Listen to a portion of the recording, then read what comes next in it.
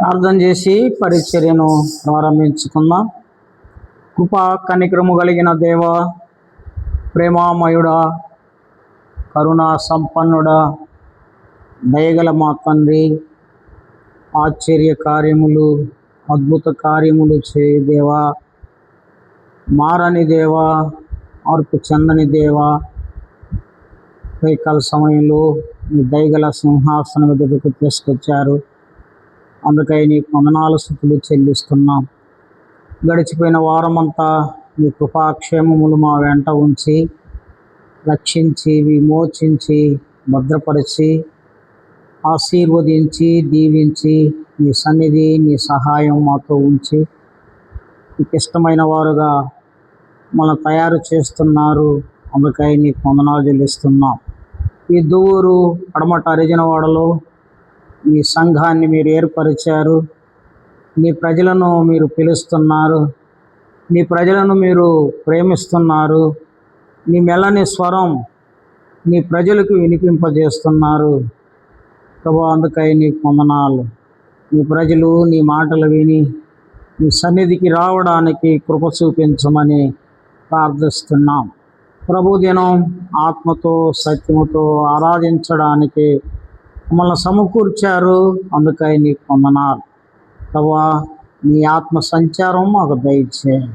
ఆత్మతో సత్యముతో ఆరాధించడానికి కృప చూపించండి. సార్వత్రిక సంఘాలు జ్ఞాపకం చేసుకోండి.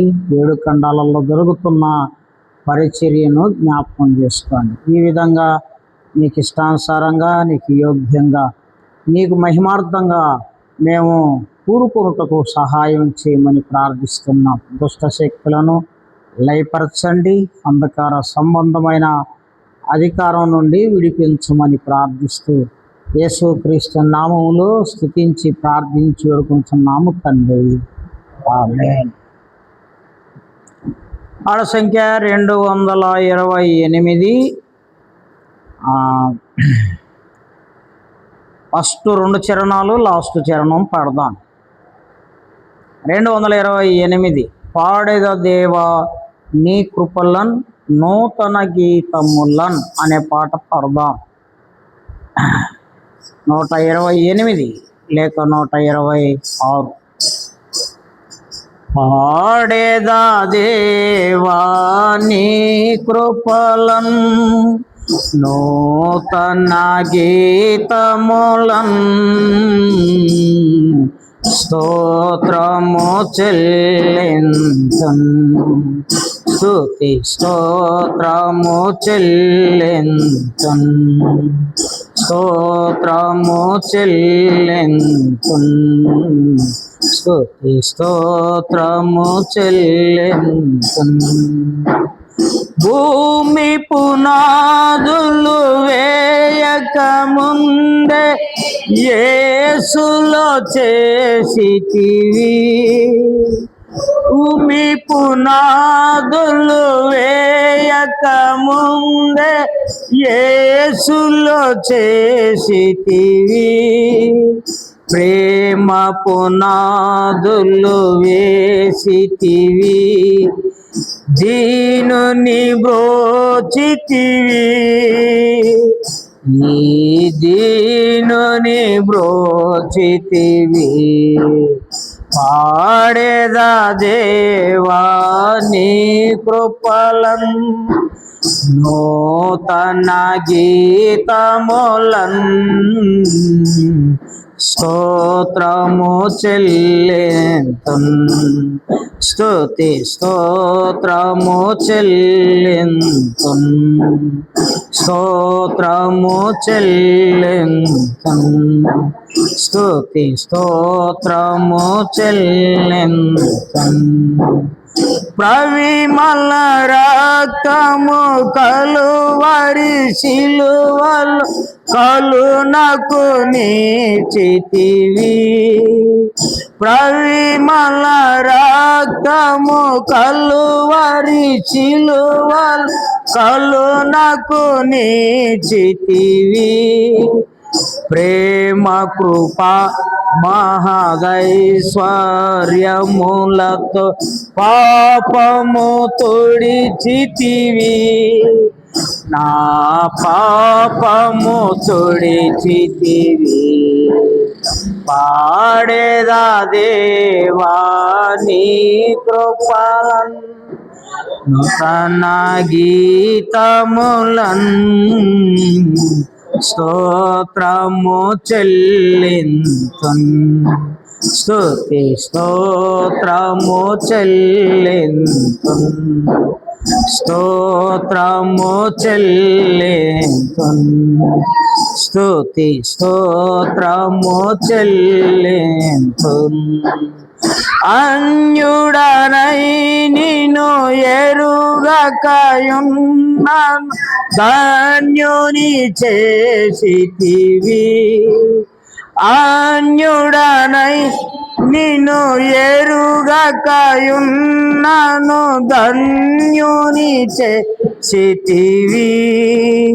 ప్రియ పట్టణ పౌరుల సేవింపన్ వరములను సాగితివి, కృపవరములను సాగితివి.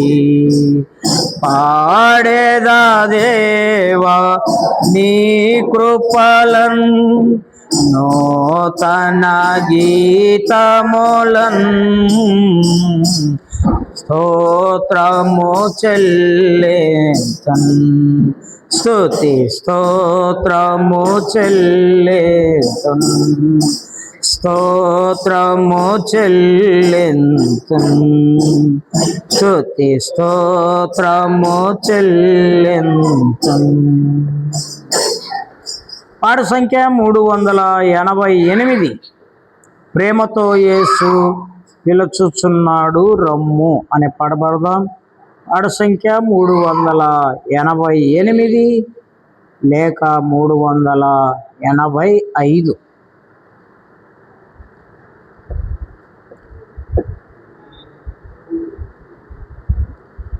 ప్రేమతో యేసు పిలుచుచున్నాడు రమ్ము, ప్రేమతో యేసు పిలుచుచున్నాడు రమ్ము.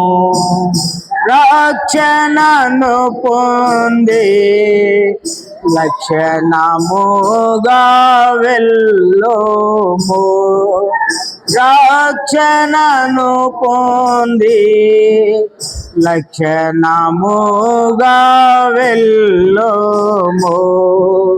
ప్రేమతో యేసు పిలుచుచున్నాడు రమ్ము, ప్రేమతో యేసు పిలుచుచున్నాడు రమ్ము. పాపమెరుగని ప్రభుని కొరకు పాపముగాను చేయబడెను, పాపమెరుగని ప్రభుని కొరకు పాపముగాను చేయబడెను. శాపగ్రాహి అయ్యే సిలువలో, శాపగ్రాహి అయ్యే సిలువలో పరుగిడి రమ్ము, శాపగ్రాహి అయ్యే సిలువలో, శాపగ్రాహి అయ్యే సిలువలో పరుగిడి రమ్ము. ప్రేమతో యేసు పిలుచుచున్నాడు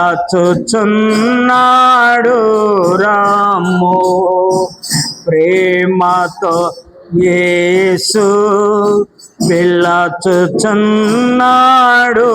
రమ్ము.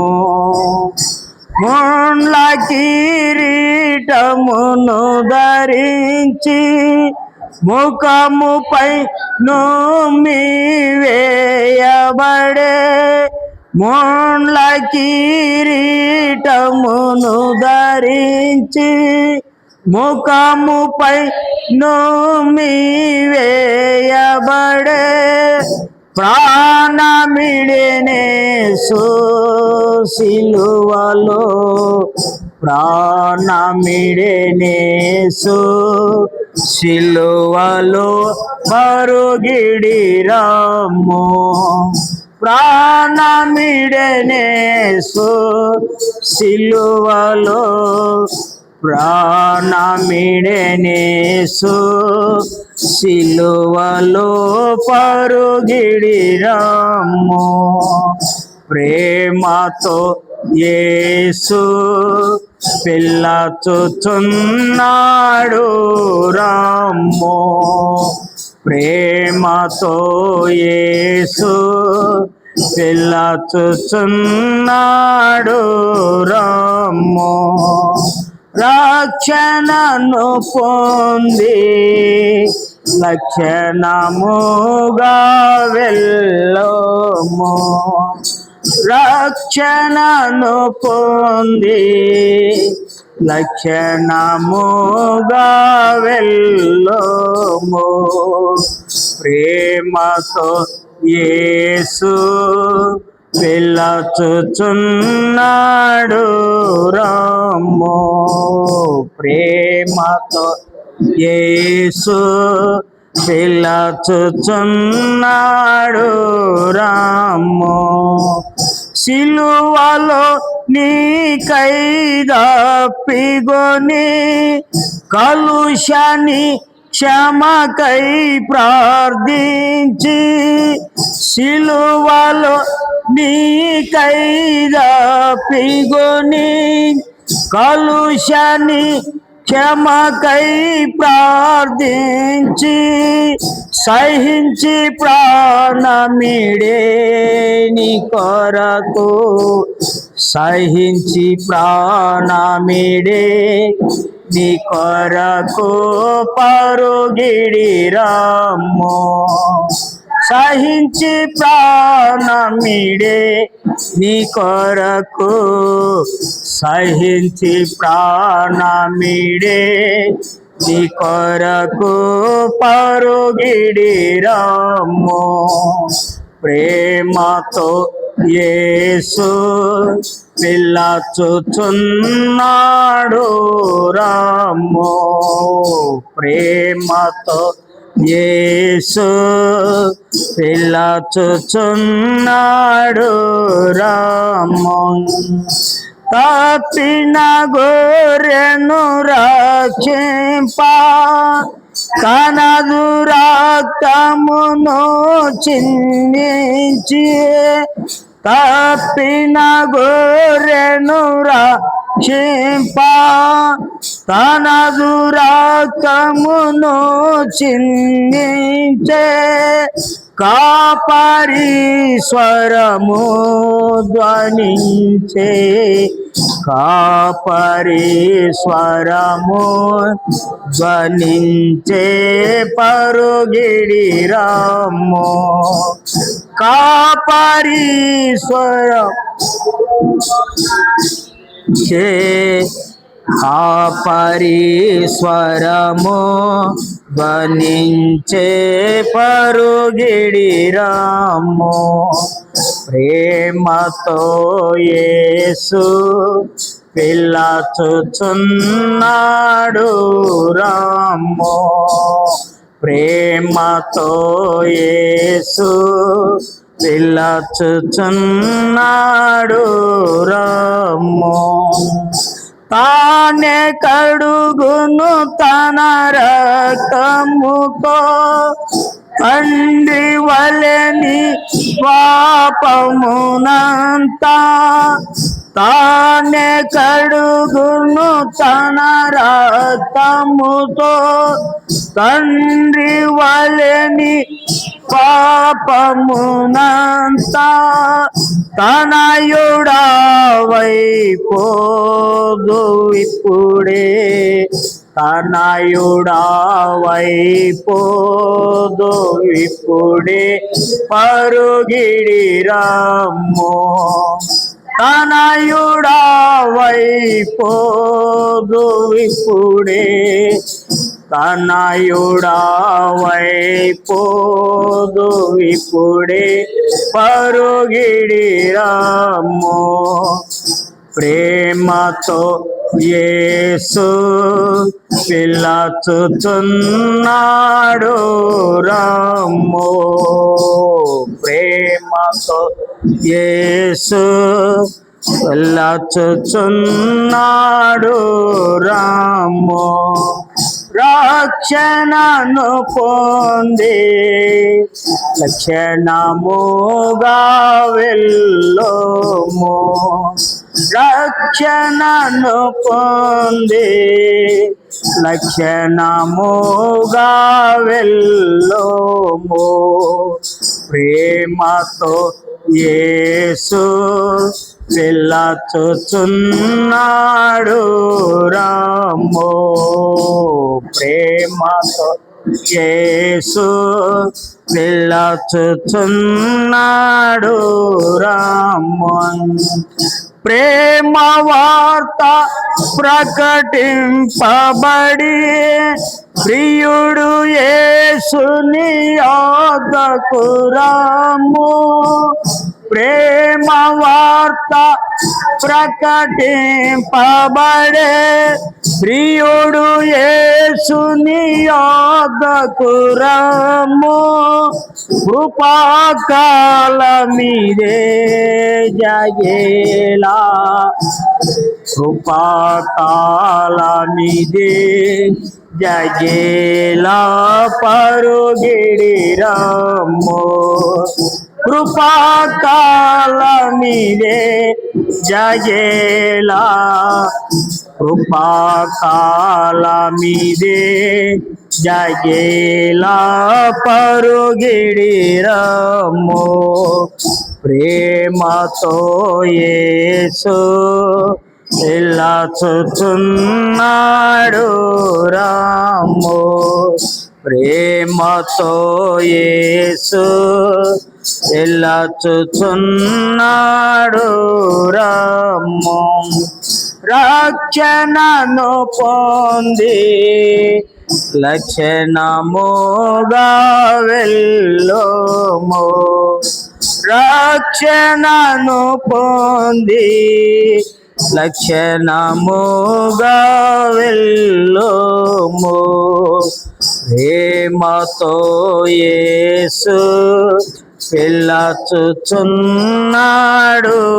రమ్ము. ప్రేమతో యేసు పిలుచుచున్నాడు రమ్ము. చివరిగా ఆడ సంఖ్య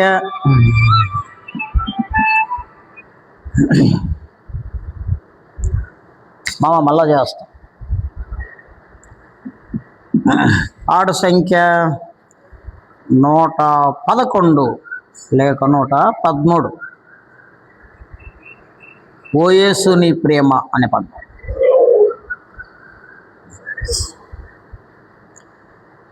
111 లేక 113. ఓ యేసు నీ ప్రేమ ఎంతో మహనీయము అనే పాట పాడతాం. ఓ యేసు నీ ప్రేమ ఎంతో మహనీయము, ఆకాశ తార పర్వత సముద్ర ముల కన్న గొప్పది. ఆకాశ తార పర్వత సముద్ర ముల కన్న గొప్పది. ఓ యేసుని ప్రేమ ఆగమ్యానందమే,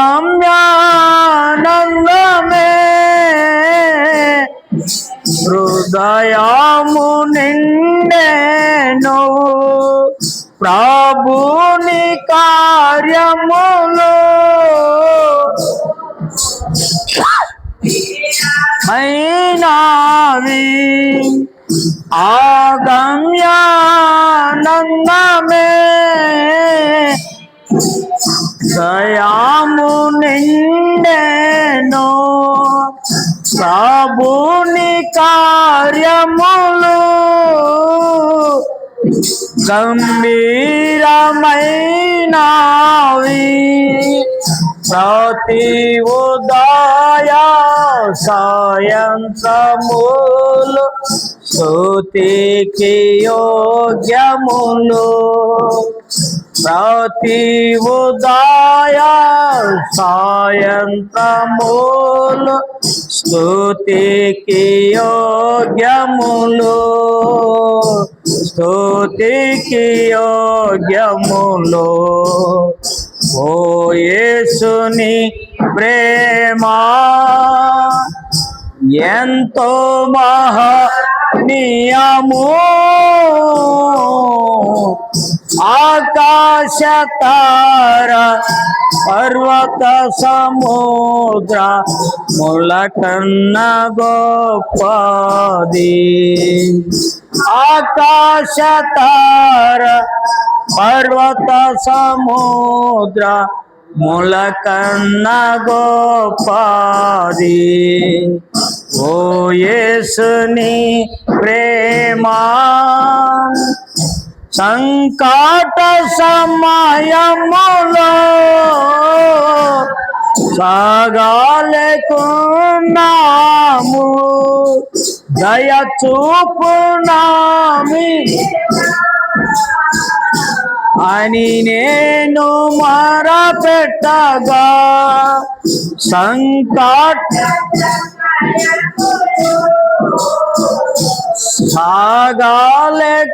సాగాలేకున్నాము దయ చూపునామి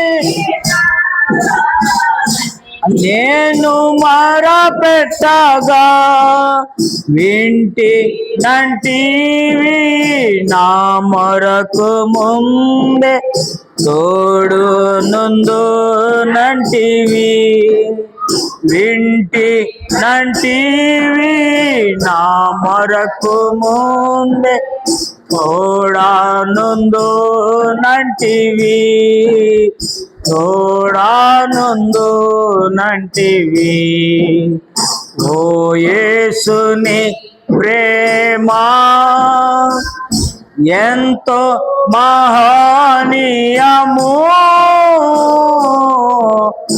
ఆకాశ తార పర్వత సముద్ర ములకన్న గొప్పది ఆకాశ తార పర్వత సముద్ర ములకన్న గొప్పది ఓ యేసుని ప్రేమ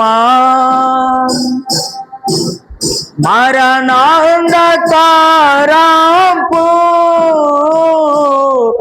లోయానే సంచరించిన నిరంతర యేసు నాదు కాపరి అయి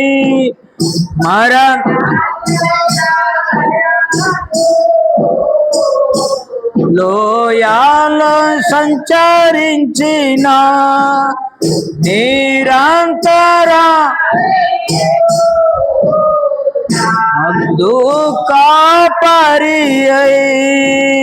కరము నిచ్చి నన్ను గాయుచు నడుపు కరుణాగల ప్రభు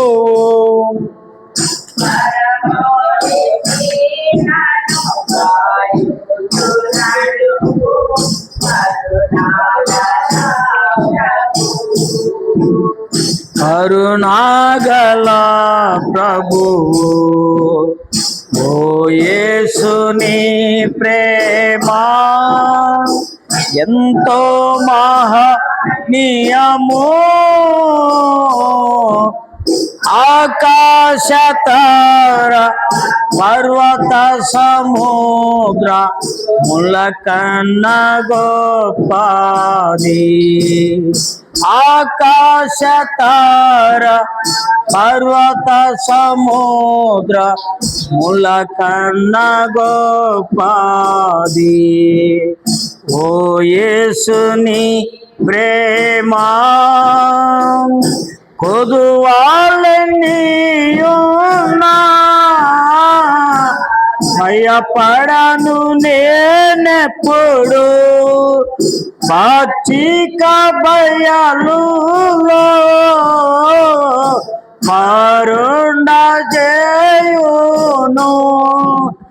కొదువా భయపడను నేనెప్పుడు. పచ్చిక బయలులో మరుండ చేయును. భోజన జలములకు తృప్తి పరచుచు నాతో నుండు నేసు. భోజన జలములతో తృప్తి పరచుచు నాతో నేసు. నాతో నుండు నేసు. ఓ యేసుని ప్రేమ ఎంతో మహనీయము. ఆకాశ తార పర్వత సముద్ర ముల కన్న గొప్పది. ఆకాశ తార పర్వత సముద్ర ముల కన్న గొప్పది. ఓ యేసుని ప్రేమ దేవుని గృహములో సదా స్తుతించెదను. సంపూర్ణ హృదయం సదా భజించెదను. దేవుని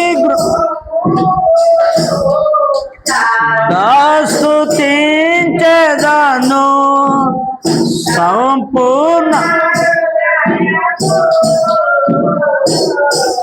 సదా భజించెదను.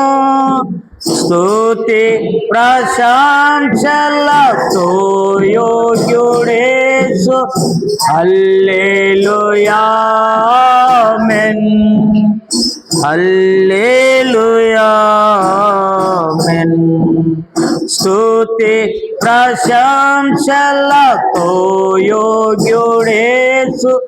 హల్లెలూయా ఆమేన్. హల్లెలూయా ఆమేన్.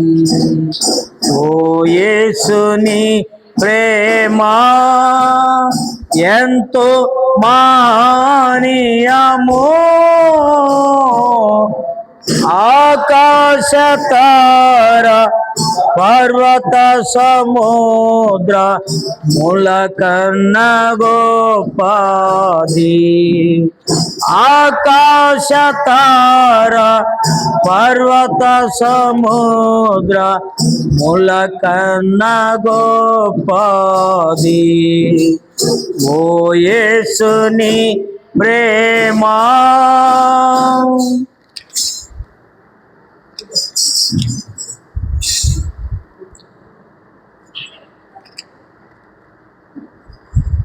ఈ దినం మన ఆరాధన కొరకై లూకా సువార్త 15వ అధ్యాయం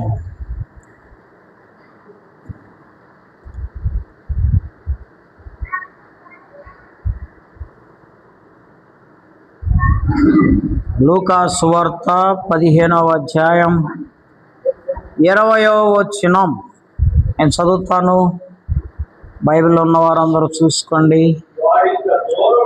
వాడు ఇంకా దూరముగా ఉన్నప్పుడు తండ్రి వానిని చూచి కనికరపడి పరుగెత్తి వాని మెడ మీద పడి ముద్దు పెట్టుకొనెను. చాలు. ప్రార్థన చేసుకొని దేవుని మాటలు విందాం. కృపా కనిక్రమ కలిగిన దేవా, ఉదయకాల సమయంలో నిన్ను గురించి పాడుకోవడానికి మీరు మా ఎడల చూపిన నీ మహాకృపను బట్టి నీకు వందనాలు చెల్లిస్తున్నాం తండ్రి. ఇదిగో నీ సన్నిధికి వస్తున్నాం. మీరు మాతో మాట్లాడండి. మీ ఆత్మ సంచారం మాకు దయచేయండి ప్రభువా. నీ మాటలు మా హృదయాలకు క్షేమకరంగా, మేలుకరంగా, మార్పు కలిగిన జీవితానికి మరి ఉపయోగపడినట్లు కృప చూపించమని ప్రార్థిస్తున్నాం తండ్రి. ఇదిగో నీ సన్నిధికి వస్తున్నాం. మాతో మాట్లాడమని ప్రార్థిస్తూ యేసుక్రీస్తు నామంలో స్తుతించి ప్రార్థించి వేడుకొనుచున్నాము తండ్రి. ఈ లూకా సువార్త 15వ అధ్యాయం 3 శ్రేష్టమైన లక్షణాలు బైబిల్ గ్రంథములో వ్రాయబడ్డాయి. 3వ వచనములో ఒక ఉపమానం చెబుతున్నాడు. యేసు ప్రభువారు ఒక ఉపమానం చెబుతున్నాడు. మానవ జీవితం పతనం కావడంలో దేవుడు ఆ పతనమైన మానవుని తిరిగి రప్పించడానికి, తిరిగి రక్షించడానికి మానవులకు అర్థమవునట్లుగా ఉపమానం చెబుతున్నాడు. మొట్టమొదటిగా తప్పిపోయిన మరి గొర్రె గురించి చెబుతున్నాడు. తప్పిపోయిన గొర్రె. రెండవదిగా 8వ వచనం నుంచి పోగొట్టుకున్న నాణెము గురించి చెబుతూ ఉన్నాడు. మూడవదిగా తప్పిపోయిన కుమారుని గురించి చెబుతున్నాడు. ఈ 3 ఉపమానాలు దేవుడు ఒక ఉద్దేశముతో, పతనమైపోయిన మానవుడు దేవుని దగ్గరకు తిరిగి రావాలనే ఉద్దేశముతో దేవుడు మాట్లాడుతూ ఉన్నాడు. మొట్టమొదటిగా తప్పిపోయిన గొర్రె గురించి చెబుతున్నాడు. ఎవరికైనా 100 గొర్రెలు కలిగి ఉండి వాటిలో ఒకటి తప్పిపోయిన ఎడల అతడు 99 అడవిలో విడిచిపెట్టి తప్పిపోయినది దొరుకు వరకు దానిని వెదక వెళ్ళడా. ఏమండి, గొర్రెలు, ఎవరికైనా 100 గొర్రెలు ఉంటే ఆ 100 గొర్రెల్లో ఒక గొర్రె తప్పిపోతే 99 గొర్రెలు విడిచిపెట్టి తప్పిపోయిన ఒక్క గొర్రెను వెదకడా అని ప్రశ్న వేస్తున్నాడు. అలాగనే అనేక మంది మానవులు తప్పిపోయారు. ఆ తప్పిపోయిన వారిని విడిపించడానికి యేసుక్రీస్తు వారి లోకానికి వచ్చాడు. ఇక్కడ ఉద్దేశము, దైవ ఉద్దేశం ఏమిటంటే, గొర్రె తప్పిపోతే తప్పు కాపరిది. ఎందుకు అంటే గొర్రెకు ప్రాణం ఉంది, శరీరం ఉంది, వివేచన లేదు, జ్ఞానం లేదు.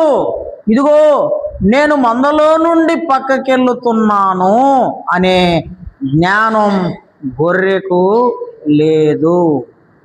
అందుకని ఆ గొర్రె తప్పిపోయిందంటే తప్పు కాపరిది. అయితే కాపరి 99 గొర్రెలను విడిచిపెట్టి తప్పిపోయిన ఒక గొర్రెను వెతుకుతాడు. ఏ మానవుడైనా ఒక్కడు కూడా నశించుట దేవునికి ఇష్టము లేదు. ఒక గ్రామంలో 1000 మంది ఉంటే 1000 మందిలో ఒక్కరైనా నశించి నరకానికి పోవుట దేవునికి ఇష్టము లేదు. కాబట్టి తప్పిపోయిన గొర్రె గురించి ఒక ఉపమానం చెప్పాడు. రెండవదిగా పోగొట్టుకున్న నాణ్యం. ఏమంటే ఇది తప్పిపోలే, పోగొట్టుకున్నా. నాణ్యం, ఒక బిళ్ళ, రూపాయి బిళ్ళ ఏమండి, లేకుంటే 10 రూపాయల బిళ్ళ అయి ఉండొచ్చు. ఏ స్త్రీకైనను 10 వెండి నాణ్యములుండగా వాటిలో ఒక నాణ్యం పోగొట్టుకుంటే ఆమె దీపము వెలిగించి ఇల్లు ఊడ్చి అది దొరుకు వరకు జాగ్రత్తగా వెదకదా.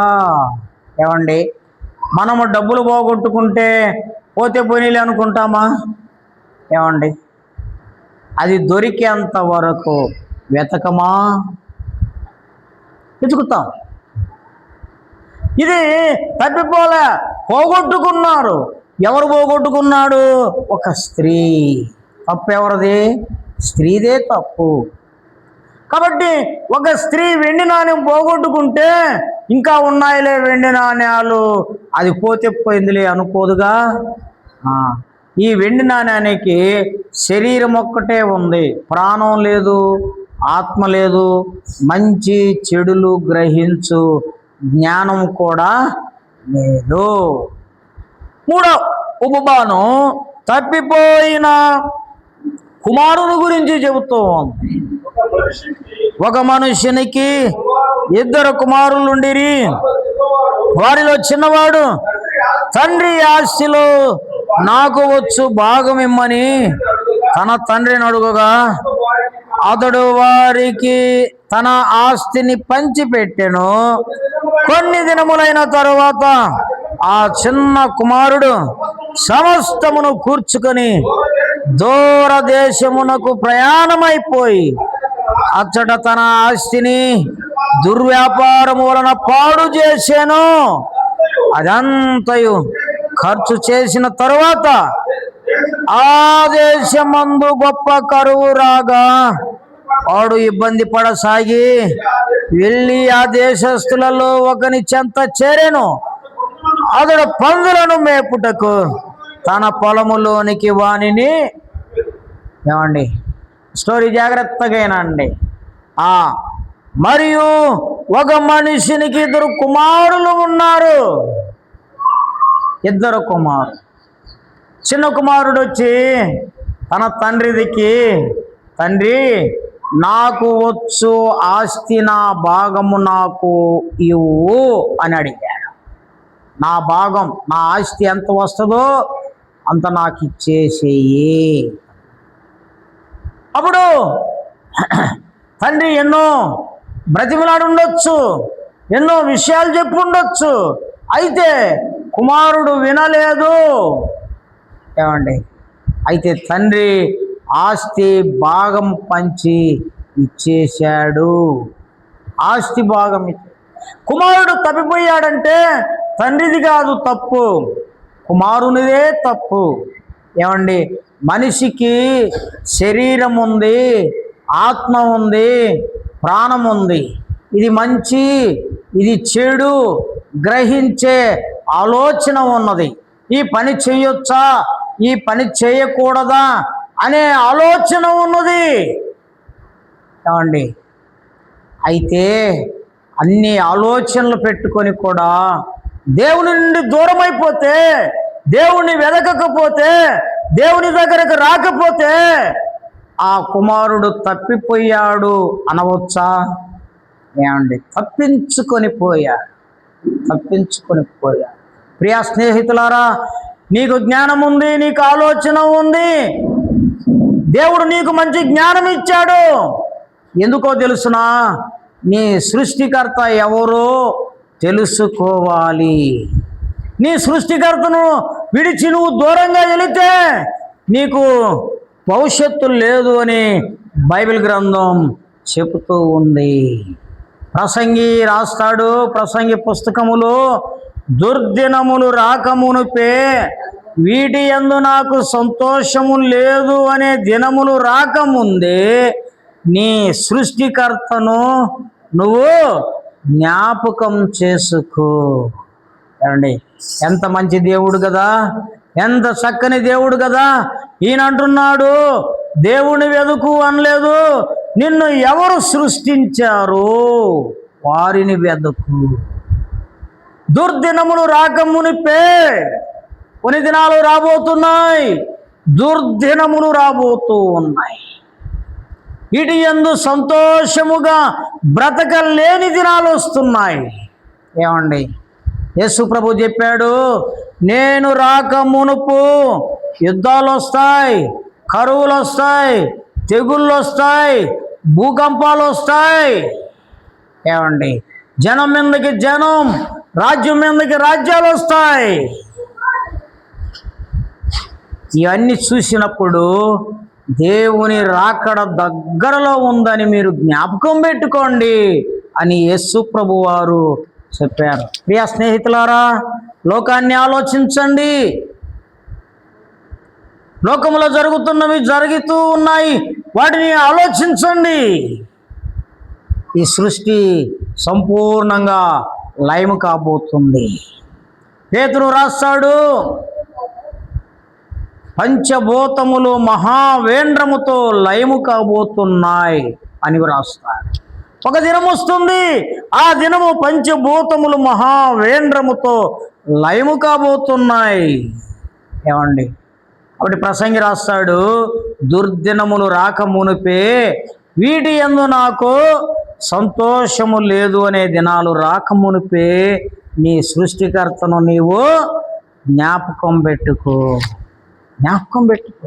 నిన్ను ఎవరు సృష్టించారో, సృష్టికి కారణం ఎవరో జ్ఞాపకం పెట్టుకో. సృష్టికి కారకుడు ఎలా ఉంటాడో, ఆయన ఎంత పరిశుద్ధుడో, ఎంత పవిత్రుడో ఆలోచించు. అయితే ఈ వ్యక్తి తండ్రి ప్రేమను వదిలి తన ఆస్తినంతా పంచుకొని దూర దేశం వెళ్ళిపోయాడంట. దూరము అంటే మానవునికి దేవునికి ఉన్న దూరమైన సంబంధాన్ని కలిగి ఉన్నాడు.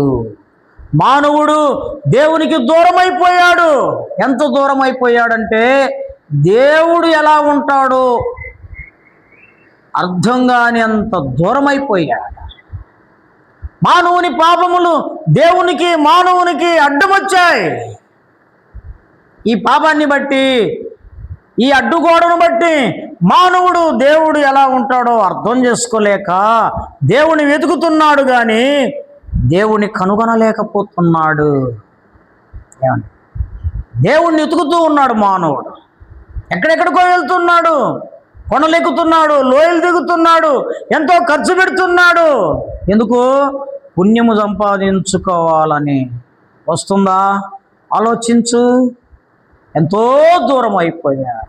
అయితే ఈ ఆస్తినంతటిని ఈ వ్యక్తి ఏం చేశాడంట?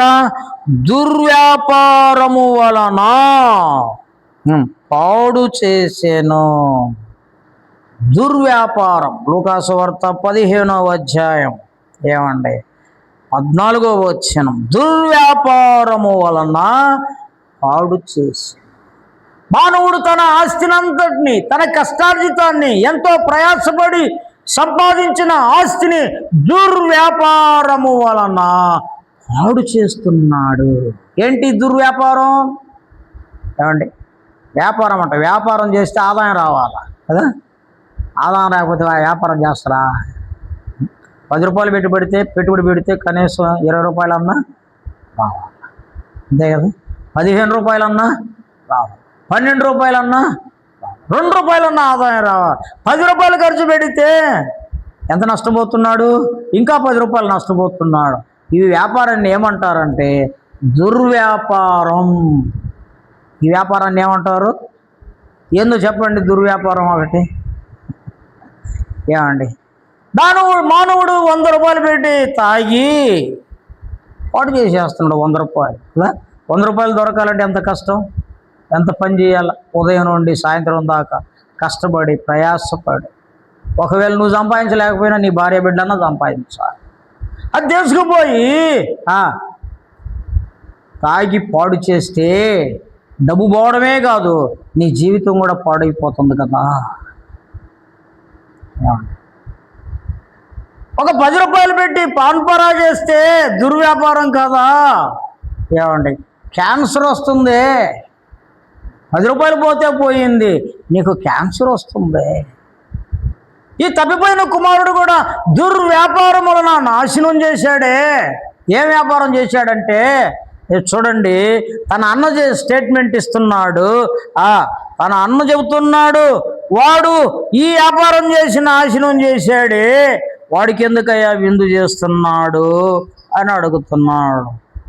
ఎక్కడుంది అమ్మా? ఎన్నో వచ్చిన అమ్మా? 25 చదవండి. అప్పుడు అతని పెద్ద కుమారుడు పొలములో ఉండెను. వాడు పొలము నుండి వచ్చుచు ఇంటి దగ్గరకు రాగా వాద్యములను నాట్యమును జరుగుట విని దాసులలో ఒకని పిలిచి ఇది ఏమిటని అడుగగా, ఆ దాసుడు అతనితో, నీ తమ్ముడు వచ్చి ఉన్నాడు, అతడు తన యొద్దకు సురక్షితముగా వచ్చినందున నీ తండ్రి క్రొవ్విన దూడను వధించెనని. అయితే అతడు కోపపడి లోపలికి వెళ్ళనొల్లకపోయెను గనుక అతని తండ్రి వెలుపలికి వచ్చి లోపలికి రమ్మని బతిమాలుకొనెను. అందుకు అతడు తన తండ్రితో, ఇదిగో ఇన్ని ఏండ్లు నిన్ను సేవించుచున్నానే, నీ ఆజ్ఞలు ఎప్పుడైనా మేరలేదే. అయినను నా స్నేహితులతో సంతోషపడినట్లు నువ్వు నాకెన్నడును ఒక మేక పిల్లను ఇయ్యలేదు. అయితే నీ ఆస్తిని వేశ్యలతో తినివేసిన నీ కుమారుడు రాగానే వీని కొరకు క్రొవ్విన దూడను వధించితివి. ఏం దుర్వ్యాపారం? నీ ఆస్తిని వేశ్యలతో. దుర్వ్యాపారం కదా. మానవుడు తన సంపాదనను నాశనం చేసుకుంటూ ఉంటుండగా మానవునికి అర్థం కావడం లేదు అండి. అయితే దేవుడు ప్రేమ కలిగిన వాడు, నీ పాపమంతా కడిగి పవిత్రునిగా చేయడానికి, నీతిమంతునిగా చేయడానికి యేసుక్రీస్తు వారు ఒక మార్గం ఏర్పరిచాడు. ఏంటి ఆ మార్గం అంటే, యేసు ప్రభు వారు మన పాపములన్నిటి కొరకు శిలువ మరణం పొందాడు. మన చేతులతో చేసిన పాపముల కొరకు ఆయన చేతుల్లో మేకులు కొట్టించుకున్నాడు. మనము తలతో ఆలోచించి చేసిన పాపముల కొరకు ఆయన తలలో ముళ్ళ కిరీటం పెట్టబడింది. మనము కాళ్ళతో నడిచిపోయి చేసిన పాపముల కొరకు ఆయన కాళ్ళల్లో మేకులు కొట్టబడ్డాయి. ఇది అర్థమైందా? యేసుప్రభు ఫోటో చూసావా? ఏమండి, సిలువలో వేలాడుతున్నాడు, రక్తము కారుతూ ఉంది, స్వరూపము లేదు, సొగసు లేదు. ఎందుకు ఇలా చంపబడ్డాడు? ఆయన చేతగాను వాడైనాడా? ఏమండి, ఒక్క మాట మాట్లాడితే భూమి ఆకాశము శూన్యము, నక్షత్రాలు ఏర్పడ్డాయి. ఎంత గొప్ప దేవుడు చేతగాను వాడైపోయి సిలువలో వేలాడాడా? ఏమండి, నీకోసమే, నీకు రావలసిన శిక్ష అంతా ఆయన భరించాడు. నీకు రావలసిన శిక్ష అంతా ఆయన భరించాడు. నీకు శిక్ష లేకుండా కొట్టివేయడానికి ఆయన శిలువ మరణం పొంది సమాధి చేయబడి ఆయన తిరిగి లేచినాడు. అర్థం చేసుకున్నావా? అర్థం చేసుకున్నావా? ఈ ప్రేమ వార్త నువ్వు అర్థం చేసుకున్నావా? ఇంకా ఏంటిలే, ఆయన ఎవరోలే, ఆయన మనకు సంబంధించినడు కాదని నువ్వు వెనకంజ వేస్తే ఏమండి, గొప్ప ప్రమాదం ఉందని అర్థం చేసుకో. గొప్ప ప్రమాదం ఉంది. మానవుడు ఏ సమయంలో, ఏ సందర్భములో ఈ లోకాన్ని విడిచిపెడతాడో మానవునికి తెలియదు. మానవుడు అనుకుంటున్నాడు సమస్తం ఇదే అనుకుంటున్నాడు. ఈ లోకంలోనే తిని త్రాగు ఎంజాయ్ చేయి అనుకుంటున్నాడు. ఏమండి, అయితే ఒక దినం వస్తుంది ఈ లోకాన్ని విడిచిపెట్టే దినం. పెద్దలు అంటారుగా, దీపం ఉండగానే ఇల్లు చక్కబెట్టుకో. నువ్వు బ్రతికున్నప్పుడే నీ జీవితాన్ని చక్కగా చేసుకో, పరిశుద్ధపరుచుకో, పుణ్యము సంపాదించుకోకుండా ఈ లోకాన్ని విడిచిపెడితే నీ పాపానికి ప్రతిఫలం ఉంది. నీ పాపానికి ఒకరోజు తీర్పు ఉంది. బైబిల్ చెప్తుంది, సృష్టించిన సృష్టికర్త చెబుతున్నాడు. చూడండి ఏం చెబుతున్నాడు. ప్రకటన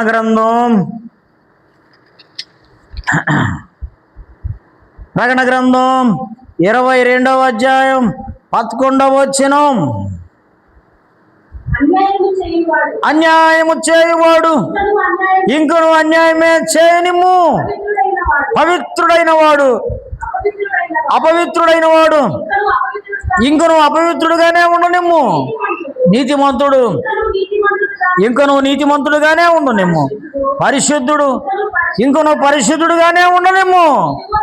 ఇదిగో త్వరగా వచ్చుచున్నాను, వాని వాని క్రియ చొప్పున ప్రతి వానికి ఇచ్చుటకు నేను సిద్ధపరిచిన జీతము నా యొద్ద ఉన్నది. ఎవరు మాట్లాడుతున్నాడు?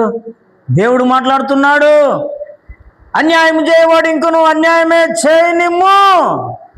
ఏమండి, వాడిని ఎప్పుడే భూమి మీద నుండి తీసేయడు దేవుడు.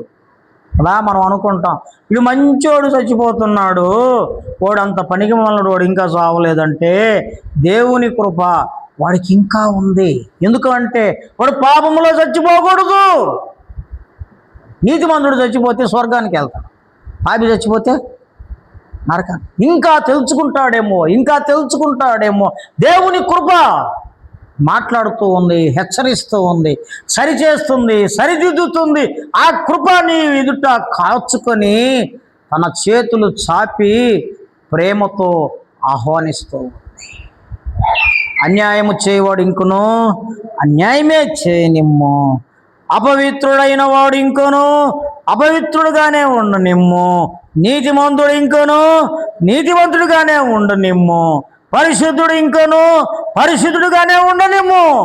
ఇదిగో త్వరగా వచ్చుచున్నాను. ఏమండి, ఇదిగో త్వరగా వచ్చుచున్నాను. ఏం చేస్తాడంట? వచ్చి వాని క్రియల చొప్పున, క్రియలు పని. మానవుడు ఏం చేస్తున్నాడో నిద్రలేసినప్పటి నుంచి పండుకున్న దాకా ఆ పనిని బట్టి ప్రతివానికి ఇచ్చుటకు నేను సిద్ధపరిచిన జీతము నా యొద్ద. ప్రతివానికి అంటే అందరికీ, దేవుణ్ణి ఎరిగిన వారికైనా ఎరగని వారికైనా. దేవుణ్ణి ఎరిగిన వారికి పరిశుద్ధులైతే పరిశుద్ధమైన జీవితం. ఏమండి, దేవుని ఎరగని వారికి పాపులైతే పాపానికి సంబంధించిన జీతం. ప్రతివానికి ఇచ్చుటకు జీతము నా యొద్ద ఉన్నది. ఇంకా అంటాడు, నేను ఎవరో తెలుసా?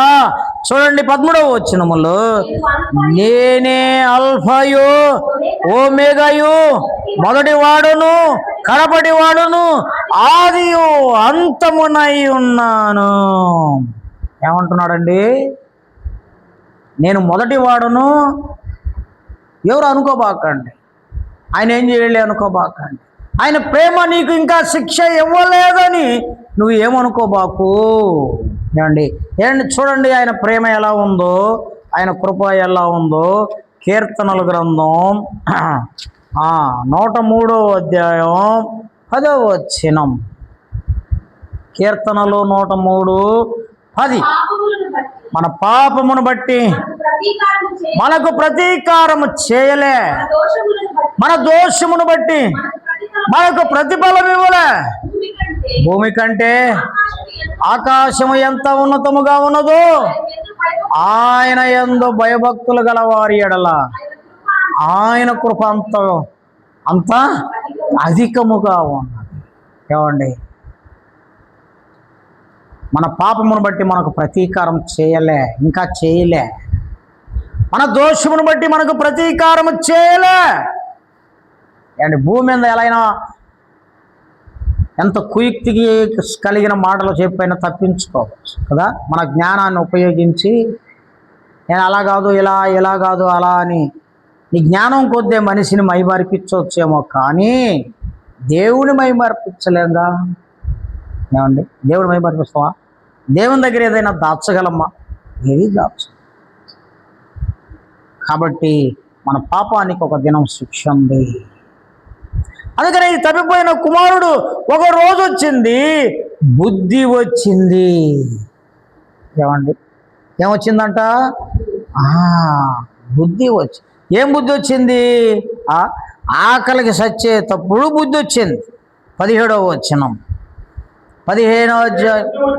అయితే బుద్ధి వచ్చినప్పుడు వాడు నా తండ్రి యొద్ద ఎంతో మంది కూలి వాండ్రకు అన్నము సమృద్ధిగా ఉన్నది, నేనైతే ఇక్కడ ఆకలికి చచ్చిపోవచ్చున్నాను. చాలు. ఏమండి, ఎప్పుడు వస్తుందంటే అండి మనిషికి బుద్ధి అన్నీ పోయినప్పుడు, ఇంకా ఏమీ లేకుండా నిస్సహాయుడైపోతాడు. తెలుసునా? ముసలుడైపోతాడు, ఇంకేమి చేయలేడు, లేలేడు. అప్పుడు ఒక ఆయన అంట చచ్చిపోవడానికి సిద్ధంగా ఉన్నాడంట. చచ్చిపోవడానికి సిద్ధంగా ఉన్నాడు. ఎన్నో మార్లు చెప్పారంట, ఎన్నో మార్లు చెప్పారు, నువ్వు మంచిగా ఉండు బాబు, మంచిగా ఉండు అంటే ఉండలేదంట. సావు బతుకుల మధ్యలో కొట్టిమెట్టలాడుచూ ఉంటే వాళ్ళ పిల్లలు వచ్చి, అరే మా నాయన చనిపోయేటట్టున్నాడు అని నారాయణ అనమన్నాడంట. ఆయనకు అర్థం కాలేదంట. ఎందుకు? సావు బతుకుల్లో ఉన్నాడు కదా. నారెత్తకపోయి తాటినారా, ఇదిగోరా నారా నారా నారాయణ అనరా అంటే అంట వాడు చూసి పీసు పీసు అన్నాడంట. అంటే సావబోయే ముందు కూడా అవకాశము దొరకలే. సావబోయే ముందు కూడా అవకాశం దొరకదు. నీకు జ్ఞానం ఉన్నప్పుడే, నీకు ఆలోచన ఉన్నప్పుడే, నీకు కృప ఉన్నప్పుడే నిన్ను ఎవరు సృష్టించారు? ఆ సృష్టికర్తకు లోబడు. ఇప్పుడు ఎందుకులే ముసలోడైన తర్వాత అప్పుడు వస్తా నేను దేవుని దగ్గరికి అంటే దొరక్కపోవచ్చేమో అవకాశం. ఏమండి, ఎన్నిసార్లు గద్దించినా గద్దింపుకు మరలనివాడు హఠాత్తు మరణం. అరే ఇప్పుడు కనబడ్డాడే మా వాడు, ఇంతలేకేనా లేరా? యాక్సిడెంట్. ఇంత లేకపోయాడు యాక్సిడెంట్. ఏదైనా మానవుణ్ణి మరణం కౌగులించుకుంటుందో తెలియదు. అంటే నేను చక్కగా ఇంటికి పోతానని నాకు నమ్మకం. అట్టున్నాయి పరిస్థితులు. తల్లిదండ్రులు బిడ్డని బస్సు ఎక్కించి ఏమని చెప్తారు? జాగ్రత్త అంటారు. జాగ్రత్త అమ్మా. కాబట్టి నువ్వు జాగ్రత్త. కాబట్టి ఈ తప్పిపోయిన కుమారుడు 20వ వచనములో బుద్ధి వచ్చినప్పుడు వాడింకా దూరముగా ఉన్నప్పుడు తండ్రి వానిని చూచి కనికరపడి పరిగెత్తి వాని మెడ మీద పైపు ముద్దు పెట్టుకొని